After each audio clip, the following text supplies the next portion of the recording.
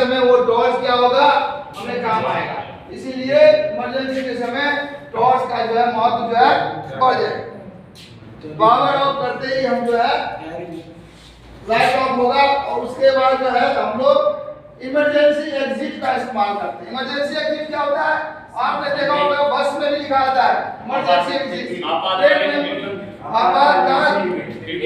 आपातकालीन निकासी, हिंदी में क्या लिखा रहेगा, आपातकालीन निकासी। बस में भी होता है, ट्रेन में भी होता है, मेट्रो में भी होता है, देखा है आप लोगों ने। तो आपातकालीन निकासी में हमें जब करना है आदमी को, तो आदमी को कहाँ ले जाना है, ग्राउंड फ्लोर। कहाँ ले जाना है, ग्राउंड फ्लोर पे। और ग्राउंड फ्लोर पे एक जगह होता है असेंबलिंग पॉइंट। क्या जगह होता है, assembling point. Assembling point, ASSEMBLING, assembling, ASSEMBLING।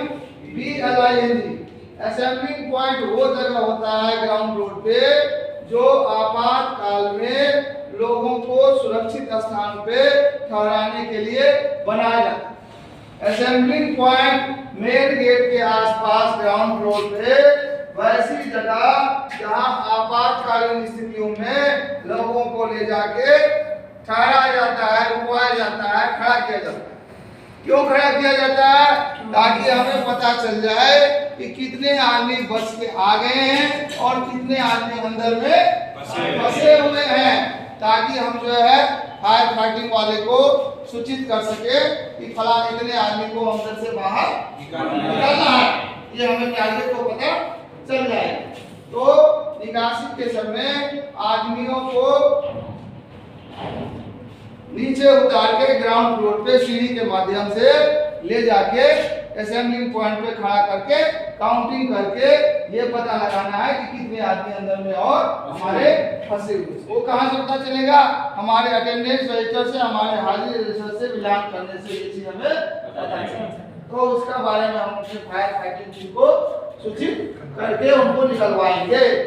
अभी दूसरा क्वेश्चन ये आता है कि आपातकालीन स्थिति में सामान भी है और आदमी भी है। पहले किसको निकालेंगे, आदमी को कि सामान को, आदमी को। पक्का, क्यों, क्योंकि एक बार अगर जीवन खत्म हो गया तो दोबारा जीवन को लाया नहीं जा सकता। एक बार आदमी अगर मर गया तो फिर उसको जीवित नहीं किया जा सकता। सामान को तो दोबारा खरीदा जा सकता है, लेकिन आदमी को दोबारा खरीदा